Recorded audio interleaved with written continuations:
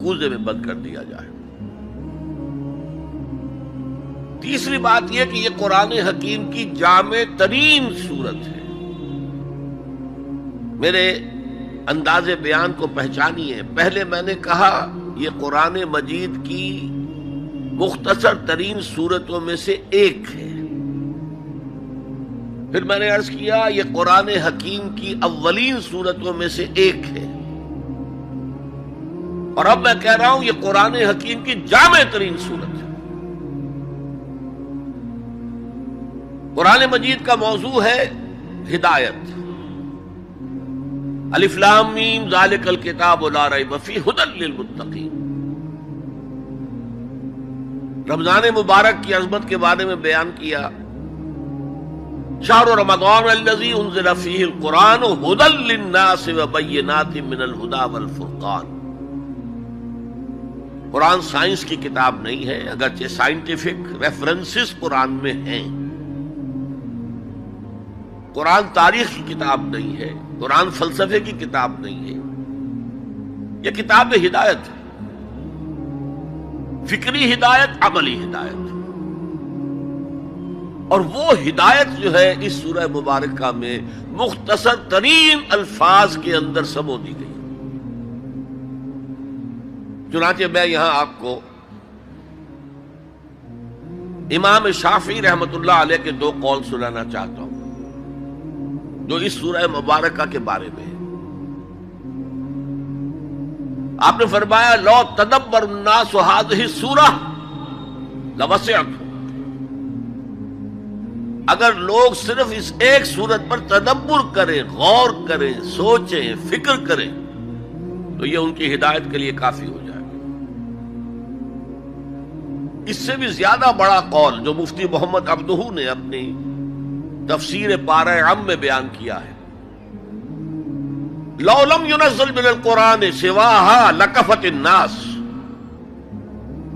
اگر قرآن میں سوائے اس ایک سورت کی اور کچھ نازل نہ ہوتا تب بھی لوگوں کی ہدایت کے لیے کافی تھی۔ اسی جامعیت کی بنا پر صحابہ کرام کا ایک طرز عمل امام راضی نے لکھا ہے، کان الرجلان من اصحاب النبی صلی اللہ علیہ وسلم اذا التقیا لم يتفرقا حتى يقرأ احدهما على الاخر سورة العصر ثم يسلم احدهما على الاخر۔ نبی اکرم صلی اللہ علیہ وسلم کے صحابہ کا معمول تھا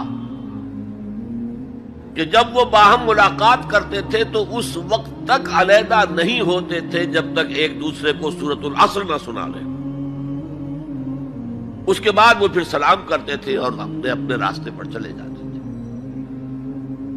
یعنی تذکیر کے لیے، یاد دہانی کے لیے، ہدایت کے جملہ مراحل کو واضح کرنے کے لیے ایک ایک لفظ میں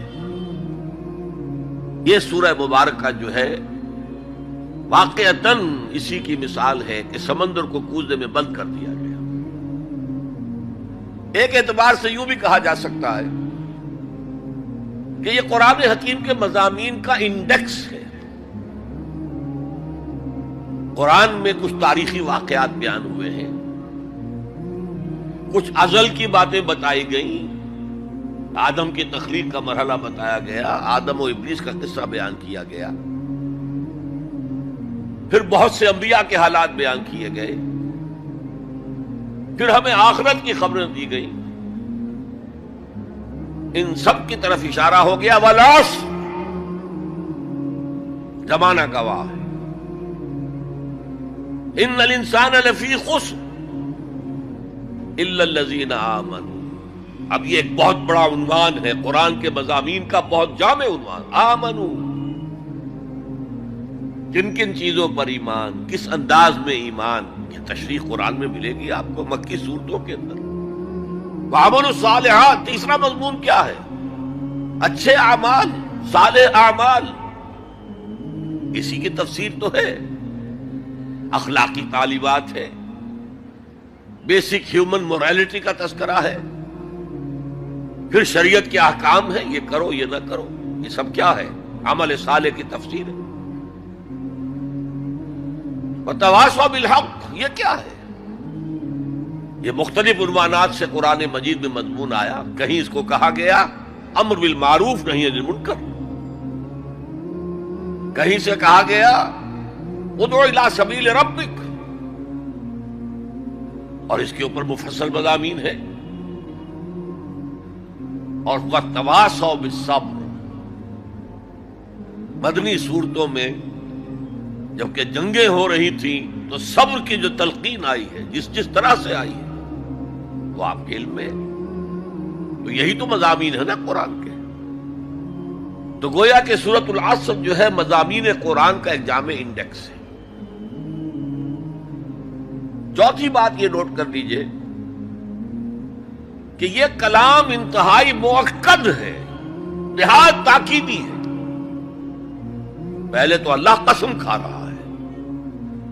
اللہ بغیر قسم کھائے بھی کوئی بات کہے تو مستند ہے ان کا فرمایا ہوا، لیکن تاکید کے لیے والعصر، زمانے کی قسم کھائی.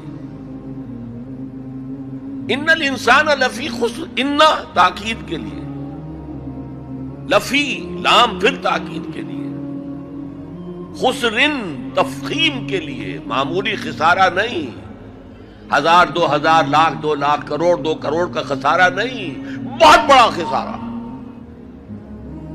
تاکید کی